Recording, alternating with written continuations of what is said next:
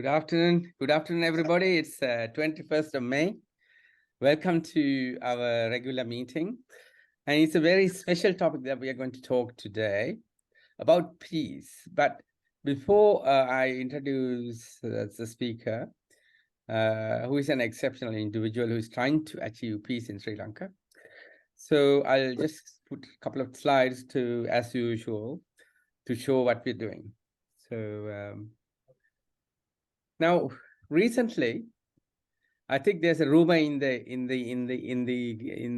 community in Sri Lanka, because today I'm actually speaking from Sri Lanka, from Mathura town. So people have felt that there's an election is coming. Now this has been there for a week or two, and I show you some news items. Okay, so just to feel where we are going wrong. So election is coming now. There's activation. Now, here is an incident just a week ago in Mullatiu, and these are reports from various published articles, and I'll show you. I just read the articles. Okay, this one comes from more tensions as opening of illegal Buddha statue in Mullatiu rushed through. That's reported like that. Then there's another picture reporting saying Buddhist monk leads protest against Mullatiu Hindu temple. That's the second one. So the third one, you will see here below, saying that extremist Buddhist monk leads funeral rites in Hindu temple grounds despite court injunction. So three things, okay? Now, this is kind of the purpose here of this kind of publicity. Whether it's truth or not is not our issue. Promoting division and violence is the purpose, wherever it's been triggered by. So it could have been triggered by any fraction, which we don't know exactly. And then, why not, like in other country, like in a developed country, let the law and order take charge of any illegal activities.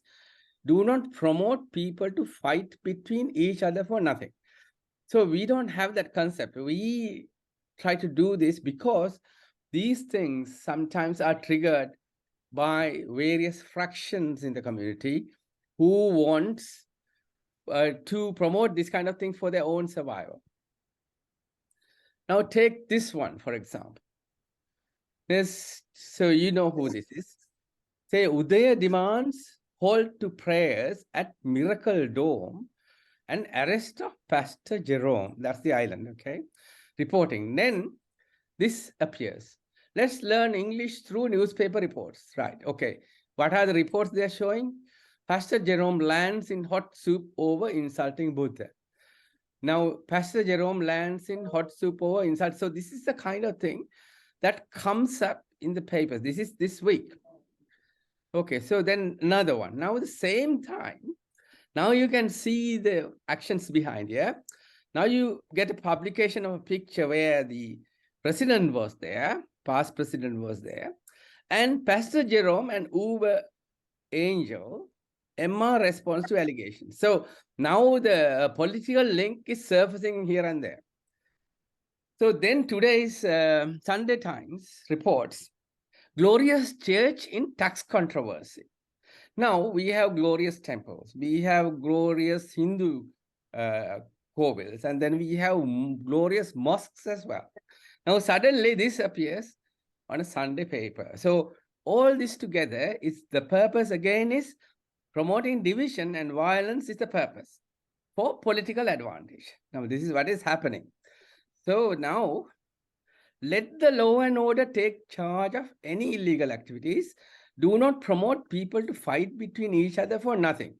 So just because something like that happened in Mullatiu, we don't need to fight in Mathura, for example, for this kind of thing. Why should we? So the political provocation has started to promote divisional politics in Sri Lanka for the advantage of the crooks. So this has already started. So for us, if we really want peace, we must stay neutral. We have to stay neutral. And if you're forwarding any of this content, please add this message. This is a political provocation to promote divisional politics for their survival and not ours. Please stay neutral. So if we stay neutral without reacting to these, the value of this kind of articles and also provocation will drop. So let's think about peace. Now, the peace and prosperity is always linked. I mean, when you wish someone to say, be peaceful, be prosperous, all that go together. The reason is this. Without really peace, without having really established peace, we can never prosper. So if anybody wants Sri Lanka to prosper, better focus on peace. Now, when you prosper, the peace doesn't still remain as it is, because you have to take active action, even if you are a prosperous country, to maintain that level of prosperity through peace. See what has happened, for example, you have prosperous countries like Russia, and now there is no peace. What has happened? Their prosperity is gone. So that is what we need to think. So we need to focus at this time for Sri Lanka peace. So I thought it's best a person who knows about this subject and who has authority, who has power, who has also knowledge about the reconciliation and promoting peace in Sri Lanka. And I'm glad to introduce Jehan Perera. Jehan Perera is the Executive Director at National Peace Council of Sri Lanka. Okay, I'll stop share here and then allow Jehan to take over, and then he can explain. Yeah. Thank you very much, Chula, for organizing this discussion. I look forward to an interesting one where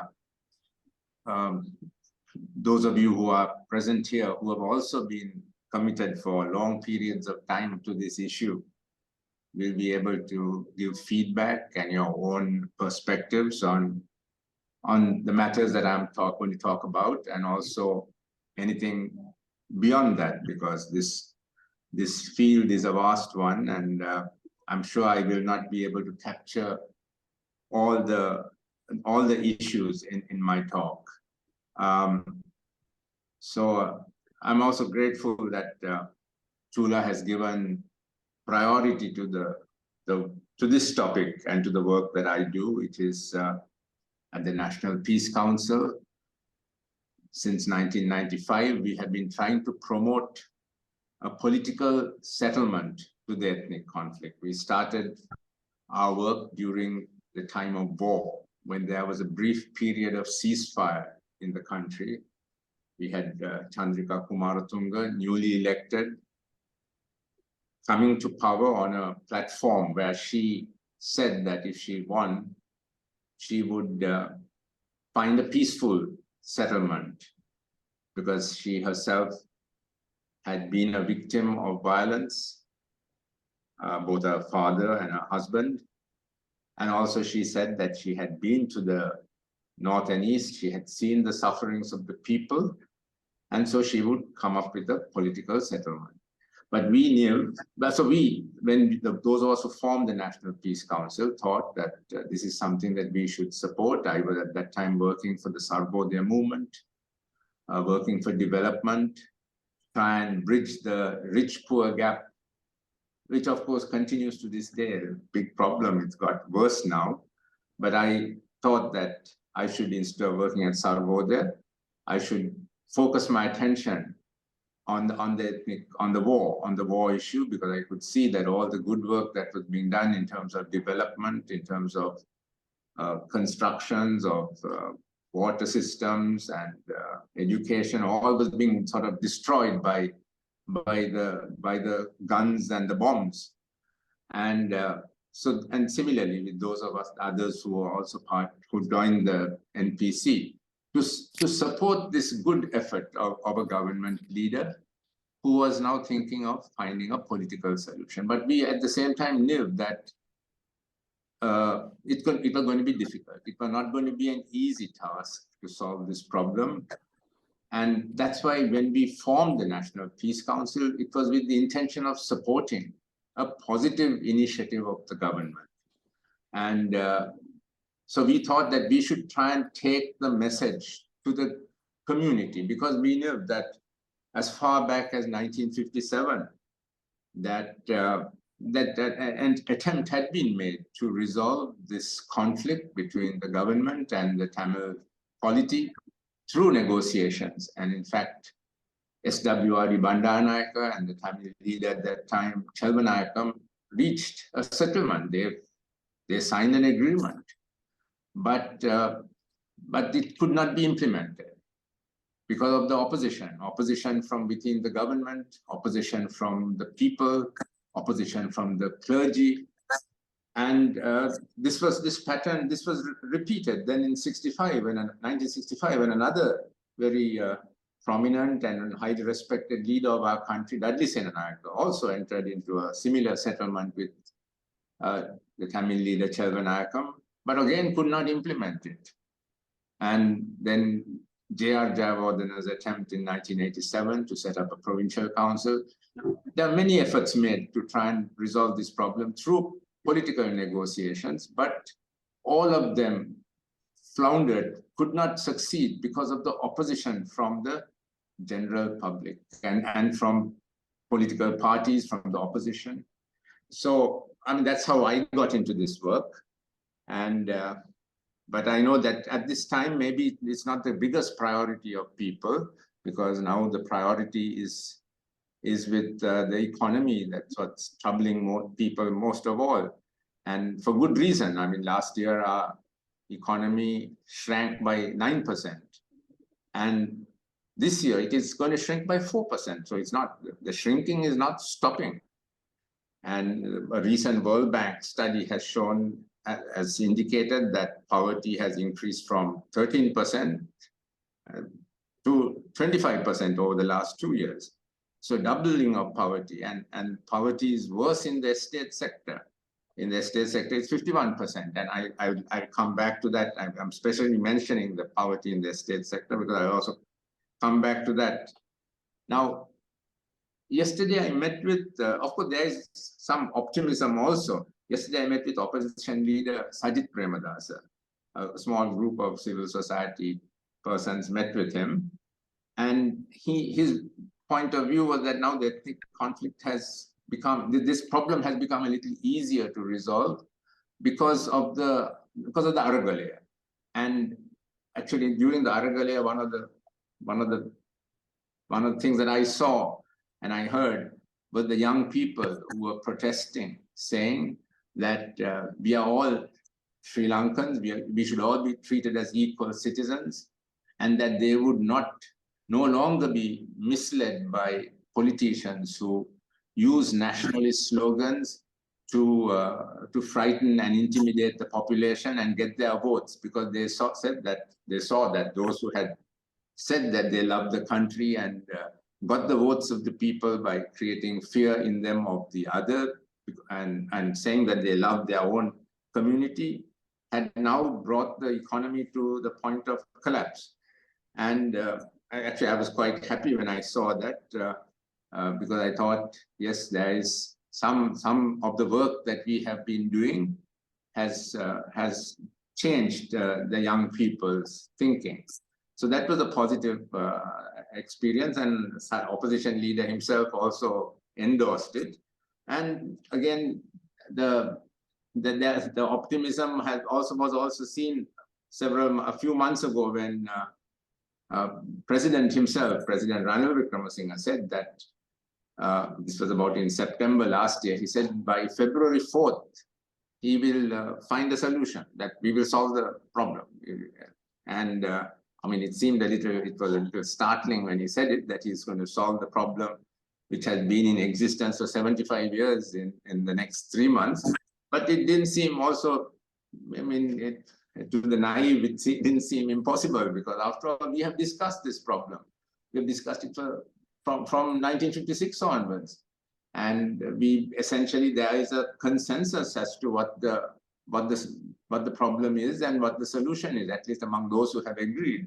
And the basic 2 points that I have identified is that in the north and east, where the Tamils and the Muslims are a majority, that there should be some form of self-government or autonomy, so that the regional majority can decide for itself.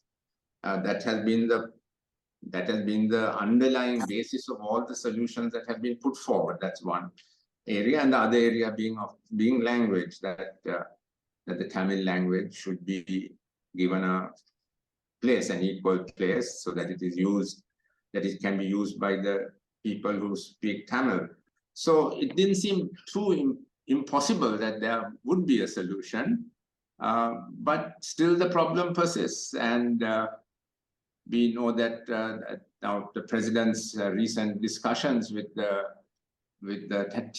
Tamil parties, he has had 2 rounds of discussion, but they have not worked out as well as we thought that they would work out, because the first round was relatively successful, because at the first round, one of the grievances of the Tamil people came to the fore, which was that there is this threat. They feel very threatened by encroachment of the areas in which they live by Sinhalese coming in, the archaeology department coming in, claiming that various places there are sacred ancient Buddhist relics, shrines there, and then claiming that as a sacred site, and then it is followed by a Buddhist monk coming and setting up a small temple, and then followed by his lay supporters coming in also to support the Buddhist monk, and then the military coming to protect it. And it's like a small takeover taking place there. So this has been very concerning for the Tamil people and Muslim people in the north and east. And President then had questioned the archaeology department and found that for the archaeology, the director had said that they were not using state money to do this. They were being funded by Buddhist monks, because the state has no money, government has no money to provide the archaeology department. So there's some money being given by Buddhist monks to the archaeology department to do this work. And then President had said that this is not something that should be done by private individuals. It is a matter of the state, and he had put a stop to that. So that was viewed positively by the Tamil parties. But in the second round of talks, it has not been successful, because the second round concerned the provincial councils. And as you know, the provincial councils, which were set up as a solution to this problem, to enable the Tamil people and the Muslim people to have a measure of self-government in the areas in which they are a majority, have not been functioning now for the last 5 years. No elections have been held. They are governed by the central government, acting through the governor. The governor is appointed by the president, and the governor decides, and the central apparatus is in charge there. So it's not a devolved body anymore. It is decentralized government, but run by the central government. So the issue of having elections to the north, those provincial councils came up, but in the end, there was no agreement on it, probably because the government is also afraid, not very sure of its own, popularity, because maybe the issue is that if you have elections in the north and east, then the demand will be for elections in the other provinces. And maybe the government does not want to do that at this time, because they are concerned that then there'll be a demand for general elections in case the provincial elections goes in a certain way. So this is the situation now in the country. There is no agreement. The problem continues. President himself has said that the war, we're talking about May 18th and 19th, he said the war is over, but new problems have arisen. And we also see that now in what has happened in the case of Canada, where the Canadian, now we have a problem with Canada because the Canadian Prime Minister has stated that that genocide took place in Sri Lanka, which the foreign ministry is very much opposed to. So we are fighting an international battle also now, but not doing too well, because we seem to be losing ground internationally also now because we have not been able to deal with this problem in our country. So our missions abroad are not able to counter whatever propaganda or false ideas are being put across in the foreign capitals. However, I must also say that I spoke to some of my friends in the North and East about this issue of genocide. And in a way, this shows the complexity, the difficulty of our problem, how we see things very differently. Sinhalese, Tamils, Muslims, or North and South, how we see things differently. Because my colleagues in the North, I mean, these are academics in the North and East, they said that that in the North and East, May 18th is described by them. What happened in Mullivarikan is described as a genocide when they talk among themselves. Now, actually, I was myself quite surprised, but I didn't know this. I mean, I follow the legal definition of genocide, which is that there should be an intent to genocide is when you as an intent to destroy an entire population, an ethnic or religious minority, to destroy that population totally. And I don't believe that that was the case, that the government had an intention to destroy the entire population. This is what genocide is. But from those people, the people's point of view in the North and East, that is what happened. Because according to what I heard, there were so many people who died. I mean, because the government had to now get to the tigers in the middle of civilian population. Tigers had gone into the civilian population. So maybe it is true that lots of civilians died in that. But it just shows how the difficulty of resolving this problem when perceptions are so polarized. And so this, now I'm giving you what is the problem that exists at this time, but this is a problem that has come from a long time ago. The idea of how do you share power? How do you decide fairly in a society in which there are different ethnic communities, ethnic nations maybe, and one is much larger than the other? That's the basic problem we have been facing in our country right from the beginning, from the time of independence. We are facing the problem of whose view should prevail. Now, normally democracy is thought of as ruled by the majority. If you have 51%, you form the government.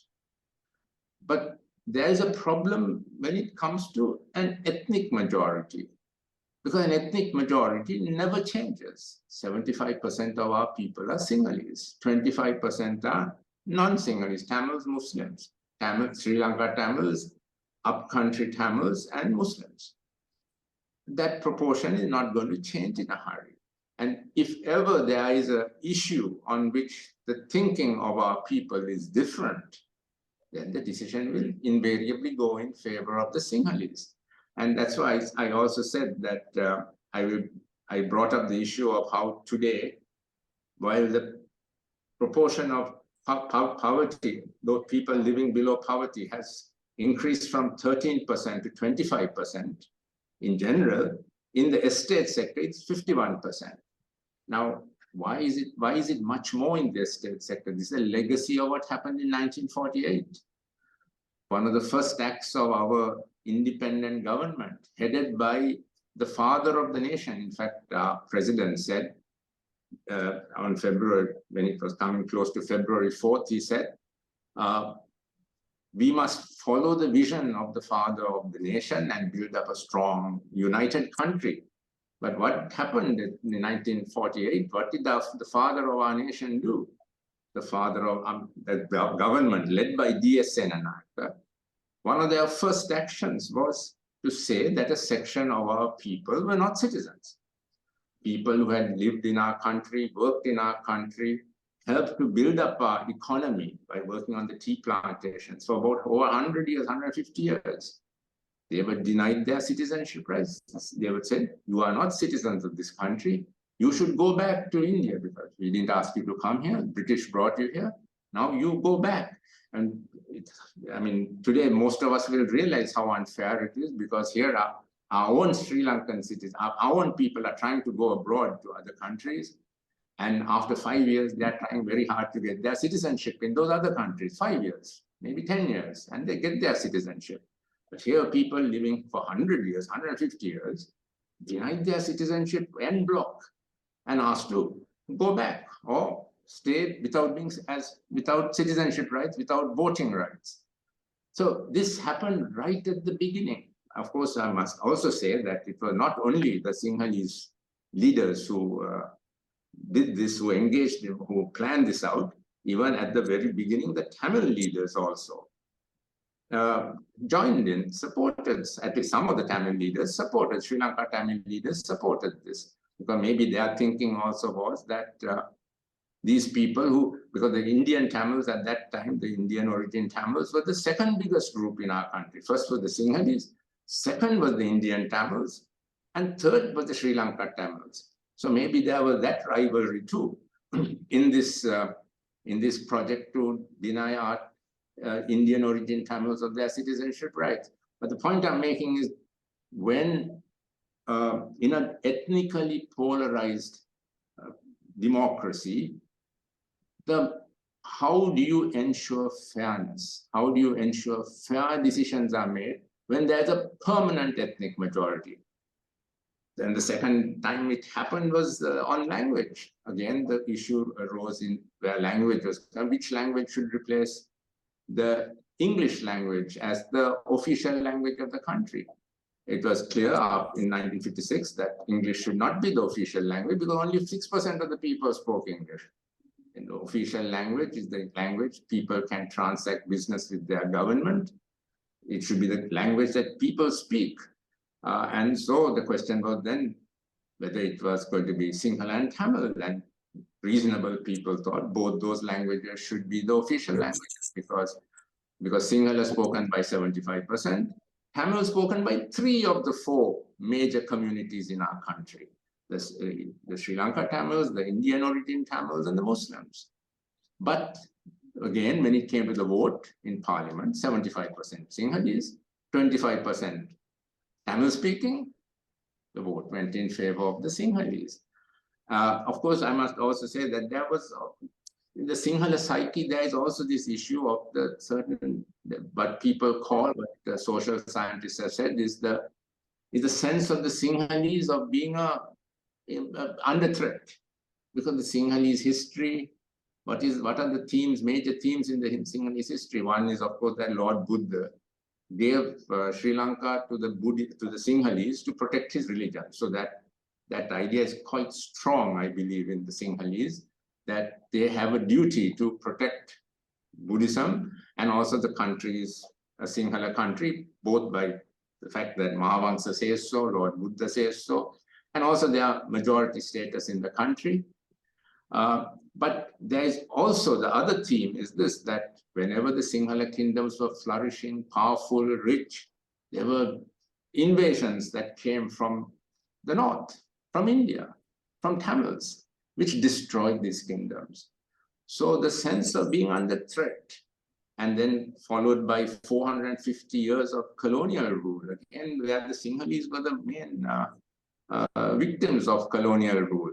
So this sense of being a threatened people, even though a majority in the island of Sri Lanka, a minority in the world, where language was concerned, a language spoken only in Sri Lanka versus Tamil, a language spoken internationally in Sri Lanka, in India, in Malaysia, in Singapore.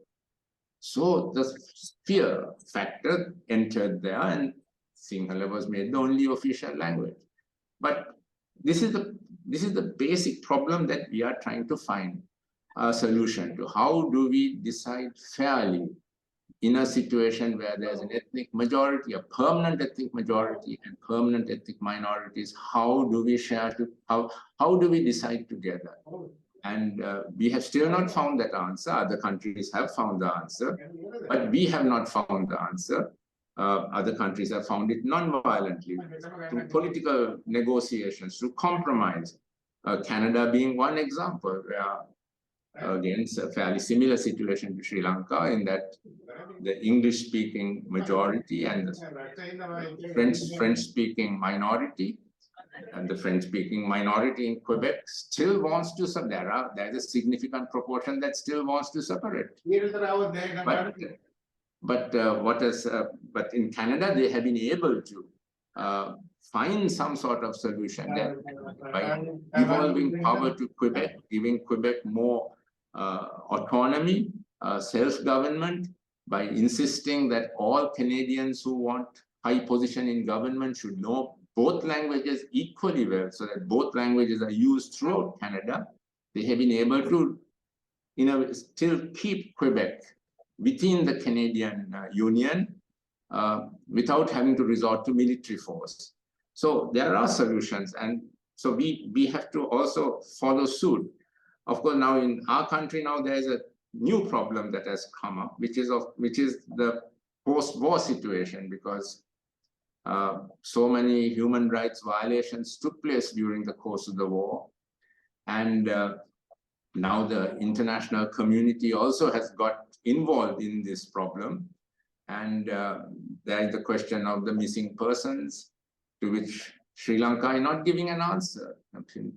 10,000, 20,000 missing persons, and no one is found. We have set up an office of missing persons 3-4 years ago, but not a single person has been found as a result of the office of missing persons.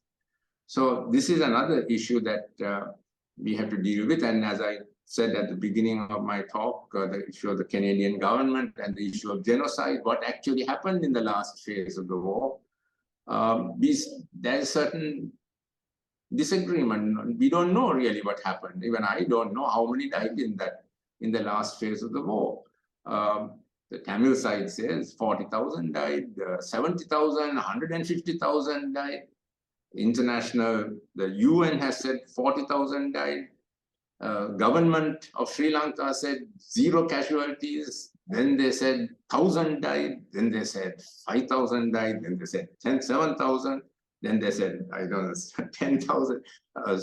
And then there were some institutions like Marg Institute which said 20,000 died.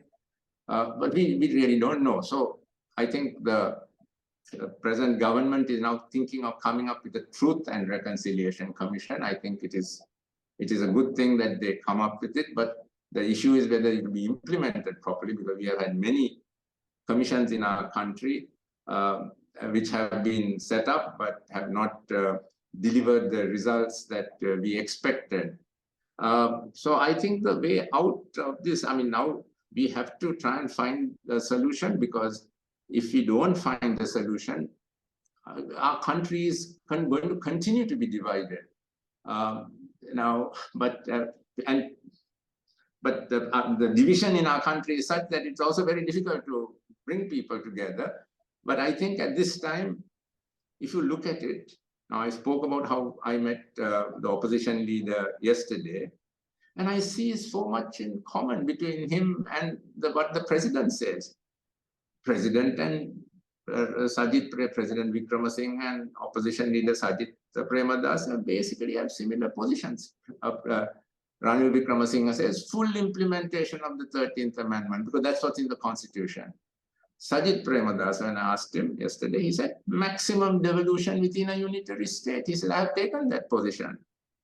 Then on the issue of land, Sajith Premadasa at the meeting said, that we should ensure that the ethnic proportion in the provinces should be protected, so that people don't get worried, don't get anxious, the minorities don't get anxious.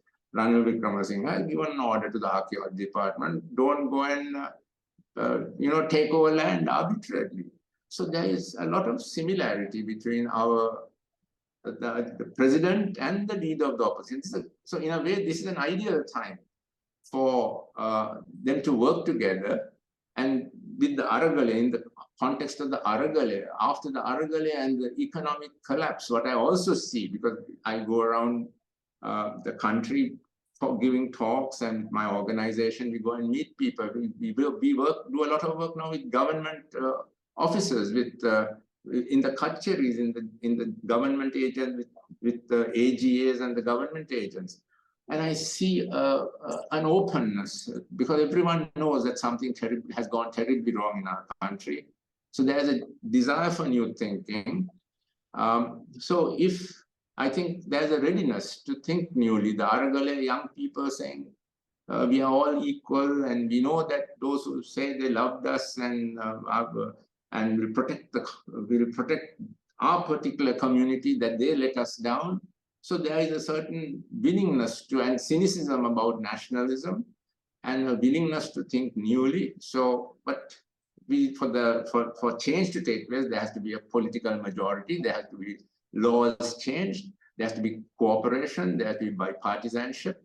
And I think that is something that we need to be pushing for in the days ahead, to ensure that our problems are dealt with, and we can reach a solution. And then the country, the family that was divided at independence itself, when the estate Indian Tamils were made non-citizens of our country, that those wounds are healed, and we can progress as a united country, as our own national anthem says, children of one mother. So those are the thoughts that I would like to present to you at this time. And of course, I would like to hear what you have to say in turn. Great. Okay. For explaining all that kind of issues that are there, that were there in the past and now presently as well. I'll just make a very short comment and then take questions from anybody. The kind of acceptance that ethnic majorities are invariably a problem is really untrue. If you really look at Barack Obama, he was a black, and he didn't come in fighting saying I'm a black. He became a president. That was not the majority. The current Prime Minister of United Kingdom is a Hindu. He didn't come fighting saying I'm a Hindu. And the current mayor of London is a Muslim, and he didn't come fighting saying I'm a Muslim. So you need to change the thinking pattern of the people, and also the politicians. At the moment, our politicians are mostly trigger division, saying I'm a Muslim, I'm a this thing, I'm a Sinhalese, and that's all they look at. That's the problem, as far as I think. But I will open the audience to ask questions. Yeah. Anybody wants to make a statement, ask questions, suggestions, it's all welcome.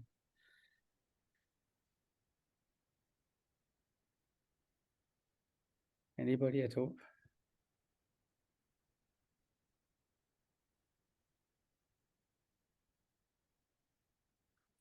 Lakshman, you have raised the hand. Yes, Lakshman.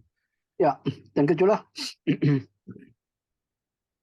Thank you, Jehan, for an excellent presentation.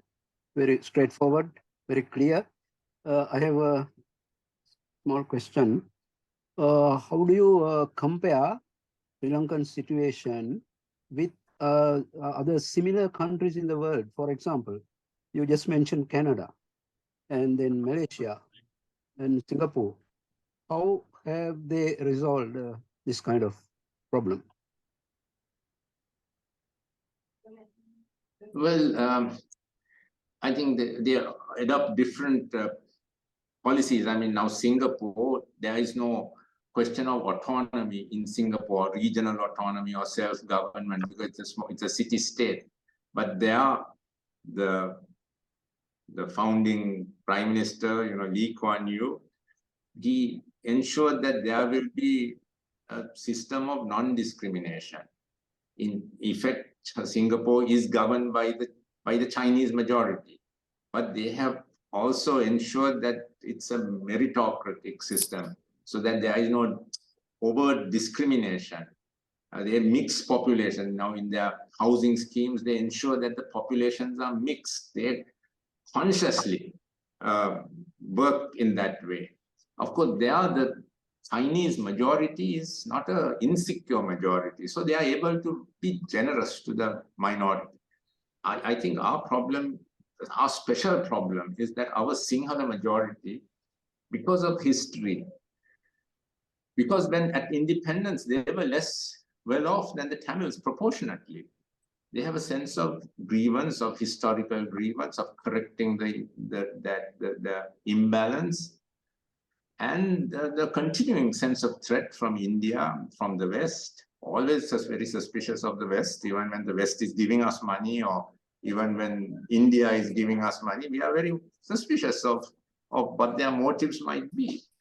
So that is a big hurdle to overcome, the sense of insecurity of the Sinhala people, which is, we have to overcome that sense of insecurity, because in order to enable a political solution to be obtained, you have to grant the minorities certain privileges, certain powers, which has happened in Canada.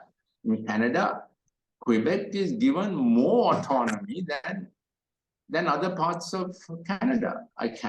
Quebec has special rights, and the French language is given special treatment. I mean, it has been made equal to the English language, although it's a minority language, so that every Canadian who wants to hold some senior public office has to learn the French language. Now, in our country, we have Tamil as an official language, but hardly anyone will speak Tamil, and hardly any Sinhalese will speak Tamil. We are not forced to learn Tamil. It's a cosmetic thing, and even now the letters will still go to the people in the Sinhala language. It will go to Tamil areas in the Sinhala language.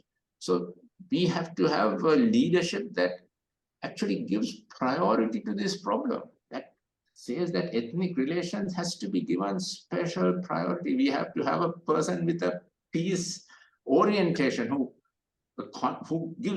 makes that his priority to I think come out of our problem. Because we have the laws, now we have provincial councils. It's meant to give a measure of self-government to the provinces, so that the ethnic majority in the provinces can make the decisions. But it's not implemented properly. The powers are not devolved. The money is not given. Hardly, the provincial councils are not really empowered. To empower anything, you have to give them money, and there is no money in the provincial council, so they become white elephants. Then we say they're white elephants and they should be scrapped. But other countries will invest in the autonomy, in that arrangement, so that people then are happy. Another problem is, our Tamil people, I think this also is an important thing which we sometimes don't realize. Our Tamils don't really see themselves as a minority, the Sri Lanka Tamils in particular, because in the north, they're not a minority, they're a majority in the north. And when they look northwards further, they're a huge majority, because they're part of Tamil Nadu, that culture. And then when they think of their own civilization, they 4,000 years older than the Sinhalese. And at British time, they had better positions than the Sinhalese. So they don't see themselves as a minority. So they are not willing to be subjugated under the Sinhalese. The other minorities, maybe the Muslims and the Indian origin Tamils, have a great sense of being minorities. So they are willing to compromise, and they'll be on both sides. They'll be on the side of the government or the opposition. They'll shift parties. But our Sri Lanka Tamils have always been in opposition. They don't, because they have a consciousness of being an equal nation. So it's a hard problem, because they're a minority also. So how can you be equal when you're a minority? Not an easy thing, but that's what we have to try and find the solution to. Yeah, Jehan, what about the situation in Malaysia? Yeah, in Malaysia, I mean, I have not really studied it very closely, but the Malays initially, they had a advantage. And actually, as a result of that, the Chinese revolted. at a certain point in the 1960s, they revolted. There was a communist insurgency and massacres took place of the Chinese at that time, with the British helping the Malays. And after that, the Malays had the Bhumiputra policy. But I think now there is some sort of accommodation where the situation has eased a lot and they work together there. And I suppose there are also the Malay majority doesn't have that sense of insecurity that the Sinhalese have. So the Malay majority is willing to work and and there's a trade-off also, because the Chinese are allowed to have a free hand in business. They are doing very well in business. Malays are with the state, and somehow they have reached a balance. And it's a different system, I think, from ours. And maybe it will not work in our country. It works in their country. But basically, there is willingness to the political leaders discuss, dialogue, and compromise. In our country, that has not happened. Our leaders have not dialogued and compromised. In Malaysia, they have. So we have to get that culture of dialogue and compromise, which we have still not been able to learn or implement. I think there is a comment saying Lasil is trying to answer your question. I think I also visited Malaysia a few years ago and then learned from them. We have 3 nations in our country, and we got independence in 1948. And we had racially based violence in 10 years later, roughly 1957-58. Then Malaysia got independence in 1958, and they had some kind of ethnic-based violence in 1968, and that they put laws at that particular time to completely stop ethnically based violence. That's how their GDP, if you look at the Malaysian GDP, it started to rise after 1968. I think I'll give a chance to Lasil because he sent a comment saying he wants to answer your question. Lasil, can I do that? Please. Thank you. Can you hear me? Yeah. Yeah. And I think it's an excellent discussion. I think I just want to suggest, basically, the problem here, if all that has been taken up for discussion, even when the Salisbury Constitution was laid down, basically, and there they had stated that the Sinhala is a large portion of the community. Therefore, you need certain strong checks and balances, in the sense, constitutional provisions to safeguard the other communities. Article 29 was there for that purpose. What happened we now talk about systems called limited governments, right? Actually, that is to say there has to be certain controls, or at least certain systems, in order to, grant or at least give those concessions without any discrimination with the intervention of the government. Basically, what I mean is, there has to be systems in place. Now, like Jehan said, even in Malaysia, ultimately it was a big problem. What did Singapore do? In 1959, for the first time, there was a 65, if I remember, 65, yeah. So categorically, Lee Kuan Yew said there should be no communal disturbances in this country hereafter. So like that, in our country, what our politicians did was, they made use of our whatever, percentage, because we had a huge percentage of Sinhala, and actually they inculcated the kind of majority thinking, all that. Unfortunately, all that has eventually taxed, given problems to both, or at least the whole nation, whether it is the minority or the majority. So what I personally think is, it is very important to ensure that constitutional provisions are needed, and there should be no discrimination whatsoever. I think it is possible, because what we really need a change, we should have the leaders at the top who will definitely recognize, humane type of governance systems, basically the need to run good governance. Thank you very much. Thank you, Lasil. Any comment on that? There are 2 people waiting to answer questions. Can I take next one? Bernard Fernando. Bernard, you're next. Yes. Bernard. Yes, thank you very much for giving me the opportunity to make a few observations. I have been most of the time commenting on Dr. Jehan Perera's articles on the LinkedIn. Doctor, I think you can hear me. Yes, Yeah, I I can. can hear. Thank Yes, you. Yeah. yes. Yeah. So basically, I think according to what you said, also I'm compelled to start with my observations straight away from John F. Kennedy's statement, saying that if we continue to dwell in the past and the present, we are going to miss the future. So apparently now all this time we have been talking about the past and the present, but there is there's so much of lacuna in regard to system changes that was upstaged by the peaceful arrival, I would say. So if I think Dr. Jehan would have seen the package of system changes that I have been proposing since 2016. So, but nobody has all have turned deaf ears to all that. But we are sovereign voters. But all the media and everybody, they are highlighting only the 225 all the time. When you look at the TV, it's like that. And everywhere it is happening. But now let me come to the real question. You are also harping on the ethnic orientation. Now, this ethnic orientation, as you said, that this ethnic percentage in this country will take hundreds and thousands of years to change. It won't change because of these percentages are so crystallized, no? 76, 24, like that. So what should we do? So we must design strategies to eliminate that. So we must talk less about ethnic orientations. That's a private thing, in my view. That is, the community can have their practices, culture practice, that's fine. But when the only thing is after 1948, we didn't have that ethnic orientation, all were responsible for gaining independence, all communities.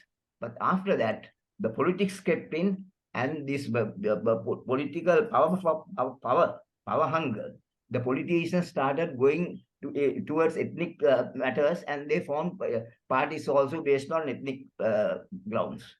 So as a result, now we are in a big soup and we are unable to get out of it. All the time we come out with ethnic proportion. What are you going to do? You're talking about minorities. So the solution that I would say is now, I think Professor mentioned about the Indian scene. Indian scenario, Muslims, Dravidians or North Indians, who anybody can become president. It has been shown by example. But here in Sri Lanka, it doesn't happen.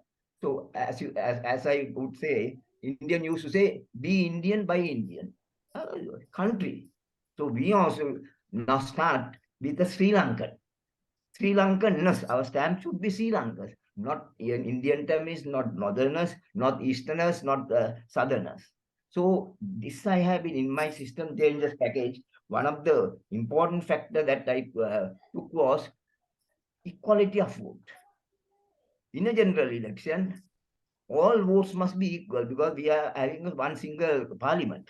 I will come to the next one when the ethnicities will be recognized that under provincial councils, ethnicity to some extent, but because the population densities are different. So north and east, naturally, under provincial councils, they will have their own. But when you take the country now, thing is we should not be comparing large countries and which have different cultures, different systems, demography, everything is different. But we should be able to find our own solution, own timber. We should not quote from, I say, this country, Germany has this misquoting system. Like that is not our thing. This is not rocket science. This is simple and natural justice. That's all. So we have the proportional system where equality of vote has to be taken. I think I have made presentations to the Leeds Forum before on this package of system changes that are needed immediately to get over this ethnic matter. When you start thinking everybody as equal in regard to voting, and Sri Lankanness has to be brought into the electoral system. So in my view, I have already shown by evidence that how these election results have been distorted. The application of voter seats, 5% and all that. So it is a long story. But in short, what I want to say is let's not forget, let's keep tone down on these ethnic matters and let us talk about Sri Lankans. with that, that is the, in my observation is that is the only way that we can get over this, because this, if we talk about ethnic proportion all the time, we will be in this soup forever. Thank you. Thank you, Bernard, for that comment. It is very valuable, promoting equality and Sri Lankanness. You have spoken to us and educated us about the free and unfair election state we have. Even if it's free totally, everybody voted very peacefully, still how the system is unfair for us. So we are going to continue that. We have not finished Bernard's title. It will come up shortly next month at some point when we have space. So the next question comes from Ranjan. Thank you, Chola. Thank you. I hope you can hear me. Yeah, we can. Yeah, thank you. In the early days of our independence in 1948, I think all of you will agree with me when I say there was much greater unity interracially among the Sinhalese, Tamils, and the Muslims and other communities, even Burghers and Malays. There was much greater unity among us than today. If you want an illustration to illustrate that point a little further, may I say this? Today, if you get into a bus and go and you want to go to Jaffna, the crews somewhere in Vaunia, I think, they change. The crew, the driver and the conductor taking the bus from Colombo to Vaunia are Sinhalese. At Vaunia, they change to the crew changes to a Tamil driver and a Tamil conductor. Why? Language problem. People in passengers say, අපි සිංහල දන්නේ. That kind of answer never came in the early days of our independence. The crews never changed like that. Bus crews never changed like that. Right. Then another point, another example. When I was in the army as a young officer and serving in the north, I used to visit many temples in the north and speak to the priests in the north, in those temples. What did they tell me? You see, those Tamil people in those areas looked after them, gave them alms, looked after the temple. Why? They were expected to teach Sinhalese in those Tamil schools. Voluntary job. You see, there is no law, there was no rifle, no force. You know, there was Tamil people who were voluntarily teaching their children Sinhalese. And for that purpose, even look and encourage Buddhist monks to set up temples in those areas. And they looked after those temples and the Buddhist monks. I wonder how many of us remember this or even know this. Today, see how far we have deteriorated in interracial amity. They say, I don't know Sinhalese. As bold as that. You can see our policies have how badly have failed our national consciousness, the Sri Lankanness, how badly it has failed. Why? Why? See, the core issues that gave rise to this separation, instead of integration, separation. See? The core issues, unfortunately, were never tackled, not even by the voluntary organizations, NPC, National Peace Council. They never tackled these core issues. The core issue here, as I can see, is the need to change the mindset of the Southern polity. What effort has all these voluntary organizations like the NPC having been in existence for 28 years, what have they done to change? This is the most important need if we want to create the Sri Lankan-ness, create a Sri Lankan nation. The most important thing to do is to change the mindset of the southern polity. What have they done? They have done nothing. As far as I also have been in the NPC, so I can talk a little authoritatively. And there is no evaluation at all. They won't encourage it either. I can give some more examples of this. See, in the South, the Southern people were not so racial minded as they are today. If they were, they could not have elected as an MP in the deep South. In the deep South, an English lady, Mrs. Wickramasinghe, S.A. Wickramasinghe's wife, a white woman. She was elected from Akuras, I think. Akuras seat, you see. But today, and going even further back, during the Legislative Council days, there was a white man elected to the Legislative Council before Parliament from Anuradhapura. There was a white man. So you can see how Sri Lanka has drifted further and further away towards disintegration, separation, rather than unity. What are the causes that led to this? It is up to organizations, NGOs especially, like the NPC, to analyze these causes and address them. As I said, the main cause is the failure of the Southern polity and our failure to correct them, correct this mindset. You see, nobody tackled this. They are afraid. It was not so bad as it is now. There was a time when we could have boldly interfered long before the Boni Billas and the white man and all came into the picture. If there was proper leadership and foresight, we could have corrected it.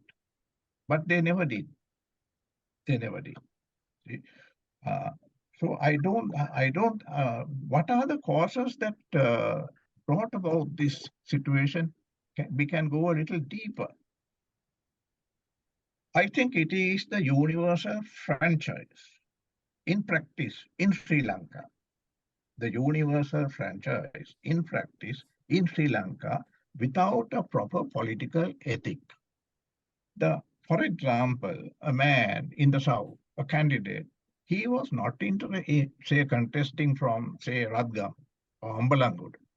See, he is not thinking of Sri Lanka. He wants to win his election in that electorate. So he concentrated on winning, on getting as many votes as possible from the people living in that electorate. And most of them are Sinhalese. In that context, I can remember Mr. Jehan. You see, there was a very good example, which I think I should mention this. I think it was the Tangol seat. I can't quite remember the name of the seat. You see, they were not winning, not Tangol, I think further south. The UNP was not winning this seat. You see. So how did Jehan solve this problem? He addressed the people of that area and he said, this time we are sending as our candidate one of your people, meaning people who belong to the majority caste in that electorate. Okay. And that is how the UNP won that seat. You see, so got appealing to ethnicity, race, and religion. This is the main cards played by Sri Lankan politicians. This is the main 3 cards played by politicians to win election. They are not interested in Sri Lankanness. So how do we change this? I think one of the ways in which this could be changed is not to consider the franchise as the only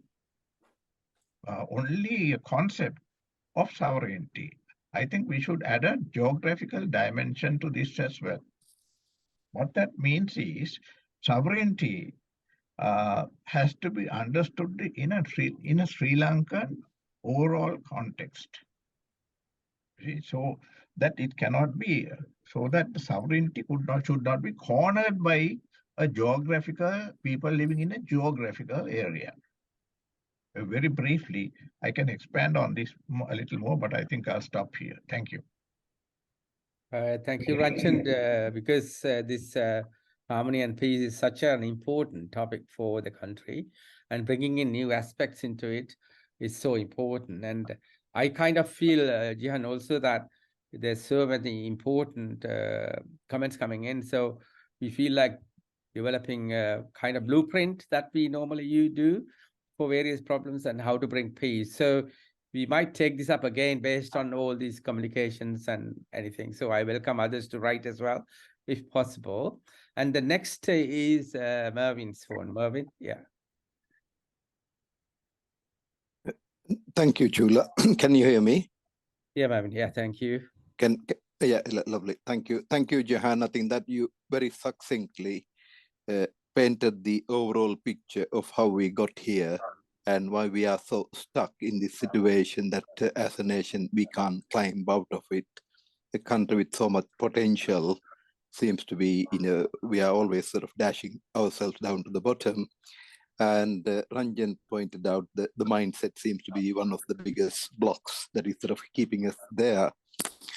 I think one of the key points I picked up from Jehan's presentation was this, the insecurity of the Sinhalese race, being a minority small island, and then believing that we are constantly fearful of being overwhelmed, and all our reactions are driven by fear,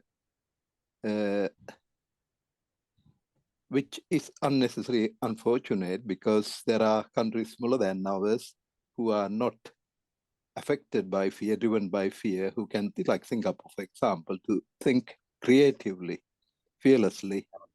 That helps them adapt, first of all, more just rules.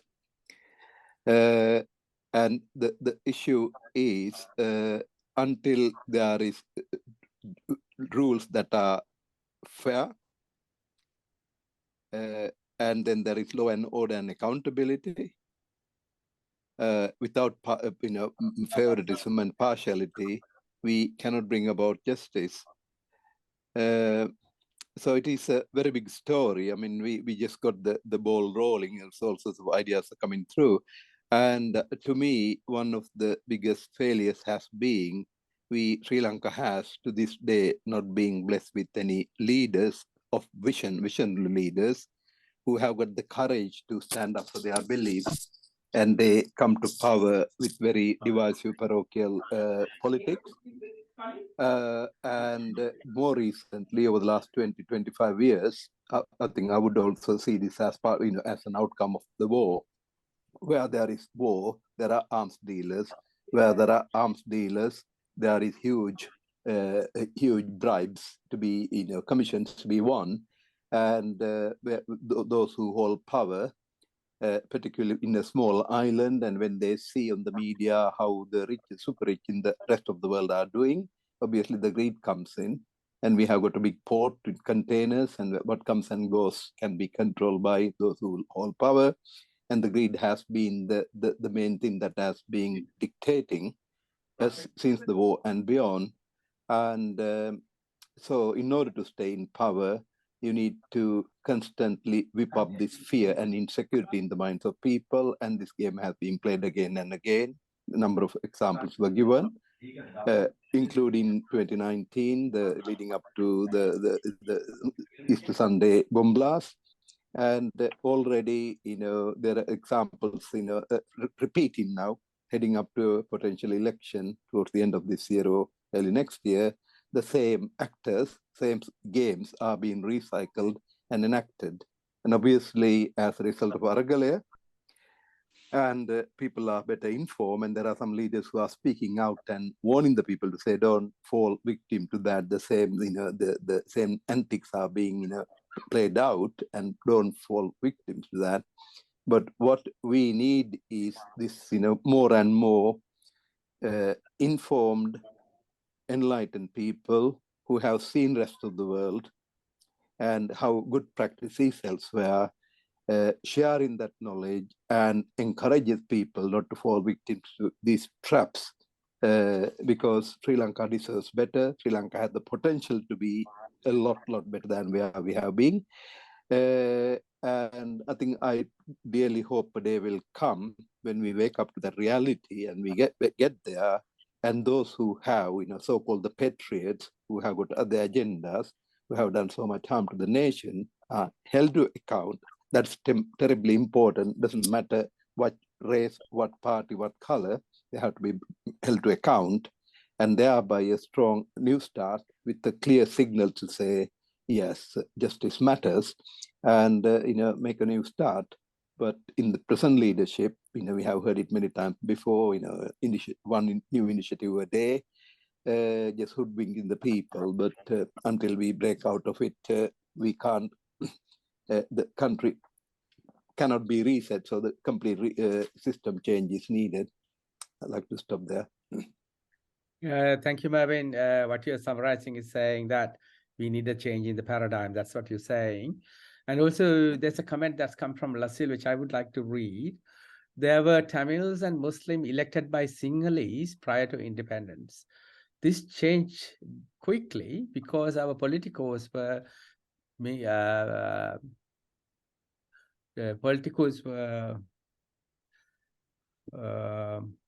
greedy for power. They did use communal card too much.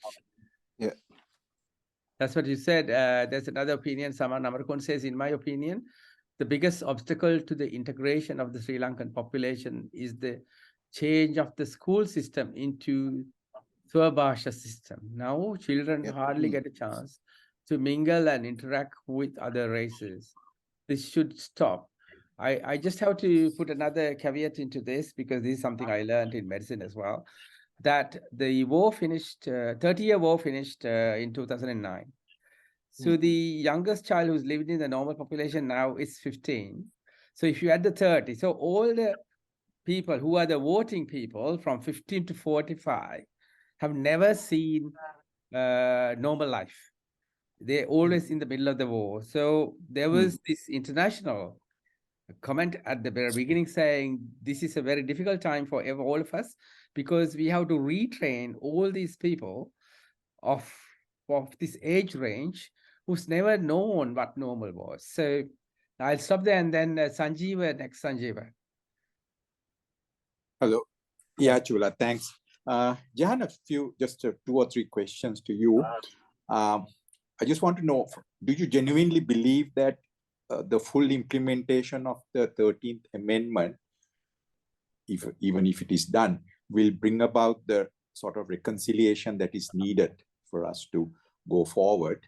Because, in the absence of accountability for war crimes that has been put forward, and as you mentioned that even moderate Tamil academics believe that genocide was committed maybe in the last few days, is it really possible that the 13th Amendment will bring the type of reconciliation that we need? Secondly, do you believe genuinely that we have the political will amongst those in the parliament to push through this the implementation of the 13th Amendment, as well as a proper reconciliation amongst all the communities? Because, yeah, true enough that Ranil Wickremesinghe has always indicated, well, he has been a moderate, maybe between him and Chandrika Kumaratunga, the only 2 politicians of substance who have expressed the desire for a settlement. Given that the rest of I don't think there are even 10 people in that parliament, the 225, who are not, quite easy at using this issue for political advantage. And thirdly, of course, the force of voice of the Buddhist monks is such that they can bring about the feeling of antipathy in case of some sort of solution being offered? Because I mean, even recently when the president did announce something about land powers and police powers being given over, there was quite a huge hue and cry. So within that, within those three, do you really feel that there is a possibility of a way forward for Sri Lanka? Yeah, maybe I'll try. See, the TNA, which continues to represent the majority of the Tamil people, though their own majority now is always threatened, they have taken the position that that they will give priority to a political solution, such as devolution, over the issue of accountability. Because a political solution is forward-looking, and one of us did say that we must look at the future. It's a forward-looking thing, whereas accountability is going to the past. And so they have said that if there is genuine devolution of power, they are willing to accommodate on the issue of accountability. But I think, I mean, what the victims and the Tamil people also want, I don't think they are. I mean, of course, some of them want punishment. Many of them may want punishment. But above all, they want acknowledgement. Acknowledgement that these things actually happen. Because on the side of the government and the Sinhalese, we say it didn't happen. And they know it happened. Now, one of the academics I was talking about, he was in charge of a refugee camp, a displaced camp in the east. He had 40,000 people live in that camp. It was in the university. And one day, the military came. This was in the 80s. And came with the Goni Billas there with masks and all. And they went through these 40,000 and they took away 150 people. Put them into buses. The 150 never came back. And now the military says, the same military says, it never actually didn't happen. So this professor says, it happened before my eyes. It happened in front of 40,000. But the government says it didn't happen. The army says it didn't happen. How will we trust the army now when they say nothing happened on May 18, 2009? We can't trust them. So they want an acknowledgement that these things happen. Not necessary, and acknowledgement and regret and genuine regret and correction for what the wrongs that happened. I don't think it is punishment per se. I mean, of course, they might also want punishment. Human beings want punishment, but some don't. Like, I mean, and we must then appreciate our opposition leader. I mean, when we were talking to him, he said, I too am a victim. But he doesn't go around saying we must punish the LTT. And he didn't, actually, I don't think he holds it against the Tamil people. He knows it happened during a time of war and the LTT was fighting. His father was the president. It happened. So he's not, so if he is not demanding punishment, maybe the other people also will not demand punishment, but they want an acknowledgement. They want some, an expression of sorrow on the part of the state, which has really not come about. I believe actually that now the question is about the full implementation also. Will that work? I mean, now actually the provincial council system is not being implemented at all properly. Because for instance, even when it was working, the governor was very powerful, so much so that for them to even pass a law, the governor has to give assent. For them to apparently even to hire someone, say an assistant to the chief minister, even that thing has to be approved by the governor. So it actually was not a very good system. It's not a good system. It has to be improved. And then comes, of course, the fear of the Sinhalese, that if you give police power, now the Sinhalese fear this, if you give police powers to the provincial council, that the chief minister will then, of the north, will then interview the police officers and will select LTT cadre who will then be joining the police, and then they will start a rebellion. But actually that is not true at all, because to select the police officer, it is done by the commission, the public service commission or for that area, which is where the chief minister is only one person, the IGP is there, and they have to decide together. And if they don't decide together, then it goes to the National Police Commission. So it's not as if they will be able to select tigers into the police commission, into the police force. So there are a lot of misunderstandings and misapprehensions on that, which have to be dispelled. And of course, as Brigadier Ranjan said, that, I mean, we have not been able to explain this to the people. But then the problem is that we are a relatively small organization. We are 30 staff. I mean, we are a big NGO, but 30 people in this organization. The state, I mean, if the government is the thing that has the huge machinery, 1 million employees and huge budgets compared to us. So unless there is some interest on the part of the political leadership, it's very difficult for civil society. Civil society can support initiatives of the state. We can take it to the people and explain. We can also count. We can monitor but it's difficult for us to change the thinking of the masses of people. It's very hard. I mean, of course, I'm sure there are better ways in which the work can be done. There's no question about that. And as for the political will to push through the 13th Amendment, yeah, that's what has not been there. But because that, or to come up with a political solution, that's because the fear that the other party will oppose it and lead the side that is making the proposal to defeat. So there has to be then bipartisanship. And I mean, in the UK, that's what happened, bipartisan. There was an understanding among the government and opposition that they will not use the Northern Ireland issue for political advantage. Now, the question is, if that agreement can be reached in Sri Lanka, then I think it's possible. And I think at the present time, if Ranil Wickremesinghe and Sajith Premadasa, president and the opposition, if they agree, I think this can actually be pushed forward. A solution can be reached. And so this is a very important time, because also the JVP is also not being very nationalistic. The only nationalist part is the Port Tour. They are still, I think, in the old frame of mind, but they are highly discredited. They are very much discredited at this time.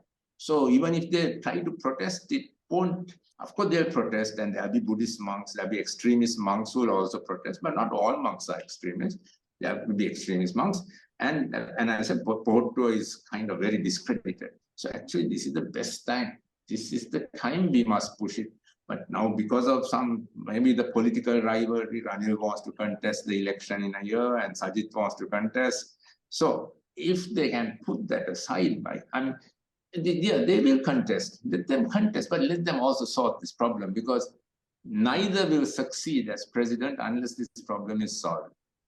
So I think maybe this group should try and urge a consensus where Ranil and Sajith, who both think alike, as I said, they both say the same thing. Basically, they say the same thing. Sajith, people don't think he is so liberal, but I felt he was liberal when I spoke to him. So they both say the same thing. They both think the same on this issue. They are both non-racist. Sajith has never used racism. Ranil has never used racism. So this is the greatest chance we have. And the JVP is not racist. At least Anura Kumara is not, they're not using it. So this is the time we must try and get politics so that neither Ranil nor Sajith thinks it will be to their disadvantage to push ahead with the solution. Yeah, thank you. Thank you, Jehan. There's one kind of suggestion from me, my personal opinion. Why can't we promote equality and accountability from today onwards and push the politicians to say, get it back into the Constitution? Accountability and equality properly into the Constitution. They can do it if they want to. Yes, I think so too. I mean, maybe see something very difficult to go to the past. I also agree. But at least where the past is concerned, there should be some acknowledgement of what happened and some expression of sorrow as recommended by the LLRC. The LLRC was appointed by President Rajapaksa, Mahinda Rajapaksa. comprising very decent, good. It was very much criticized by the Tamil side and the internationals when it was set up. But when they finally saw their report, we realized they were genuine. They came up with, they said that now, for instance, we commemorate May 18th as the day of destruction and May 19th as the day of victory. Two sets of people commemorating differently on those two dates. They said, set aside another day where we can all mourn, all grieve for what has happened. So, and then they also said that the political leaders should apologize for what has happened to all the people. So, I mean, so there is that thinking also in our society.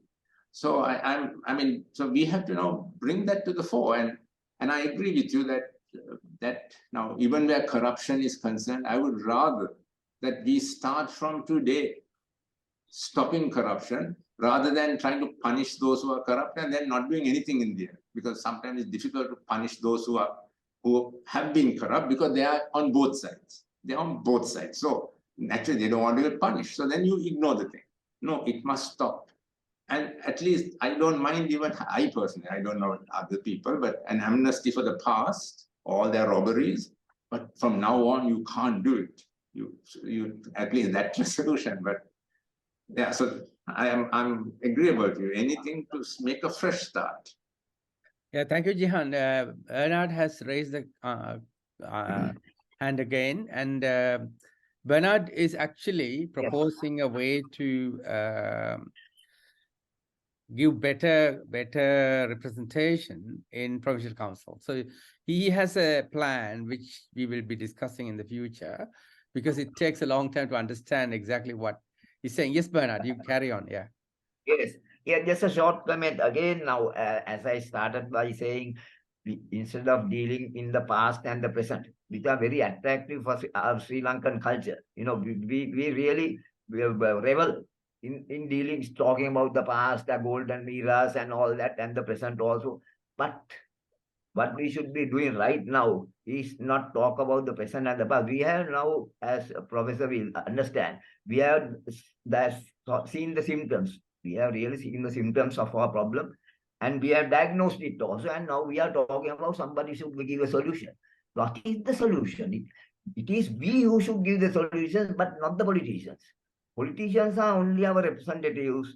So we are the sovereign people. We are the principals. It is the people who should get together and talk about system changes. Now, Aragali upstage it at the appropriate time, and they could but find the specific solutions. So that is why we should be here.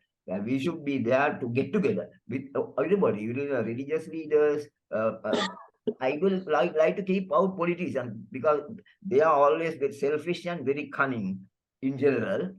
And all the others, academics, everybody should get together and give specific solution. The diagnosis is over. Now prescription is needed. We must give the pills before or after meals, or 500 milligrams or like that. We must be very specific. There's no point in talking about the same thing. It's very attractive, and everybody will start criticizing, and all kinds of things will come, and people and all the newspapers and media are carrying only the past and present, but nobody is carrying about the future. So we have to be very specific and identify the solutions. And we must be talking about solution, nothing else, because this past and the present is now totally, what you call, we have got frustrated about this, talking about past and present. Talk about system changes and then go ahead. Otherwise, we will not find a solution. It must be specific 1, 2, 3, 4, 5 in the electoral reforms, then public administration reforms, and political administration. Those are the 3 areas that we have to find a solution, and we, as the sovereign voters, we must give the solutions very specifically. Thank you. Yes, Bena, you're right. I mean, we have to think about the current situation and then take it forward with our current people. And the past is relevant because that's how you understand what has happened in the past. And for the future, you'll have to work it out by promoting, say, accountability and promoting acceptance of diversity and promoting equality. So that's the way we can gain confidence from the current people to find solutions. Yes. Solution must be specific. That's what I'm saying. We know about the transparency, accountability, all that. But systems and procedures must be there to uplift them, to implement them. How we can't implement without, on topics alone. Yeah. Thank Yeah, you. I think there are no more questions. 1.5 hours gone. I think this is a major topic that we need to discuss because we need peace as foundation to develop our country, and we should promote that. So if you have any ideas, please write it and send it to me. I'll put it all together and then try to develop a document and then take it from there. And Jehan, fantastic. Thank you very much for showing us and telling us different viewpoints that are there, and also different difficulties that you have, and also political viewpoints as well, so which we all have to understand, and the history. So I think we had a very good discussion today, and please help us take this forward.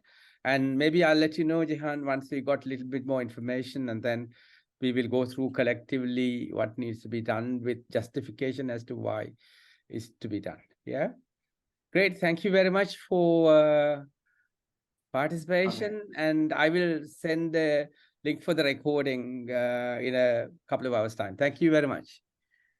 Thank you, Chula. Thank you very so much. much. Thank you. Thank you, Chula. Thank you. Thank Thank you, you. Chula. Thank you.